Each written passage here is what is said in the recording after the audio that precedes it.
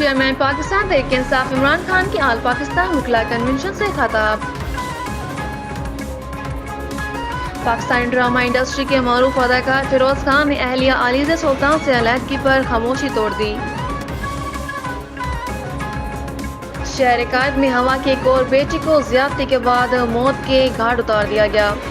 تفصیلات کے مطابق افسوسناک واقعہ کورنگی کے علاقہ زمان ٹاؤن میں پیش آیا۔ ابتدائی اطلاعات کے مطابق 12 سالہ بچی کی گھر سے پھندہ لگی لاش ملی تھی۔ بھارتی حکومت نے اپنے پڑوسی ملک سری لنکا کی معاشی امداد کے لیے بھاری مالیت کی سرمایہ کاری جاری رکھنے کے لیے اعلان کیا ہے۔ وزیر اعظم شہباز شریف نے نیو یارک میں سیلاب زدگان کی بحالی کے حوالے سے جائزہ اجلاس میں ملک میں امدادی سرگرمیوں سے متعلق صورتحال کا جائزہ لیا۔ جرمنی میں کورونا وائرس لاک ڈاؤن میں نرمی کرتے ہی کورونا مریضوں کی تعداد میں تیزی سے اضافہ ہونے لگا۔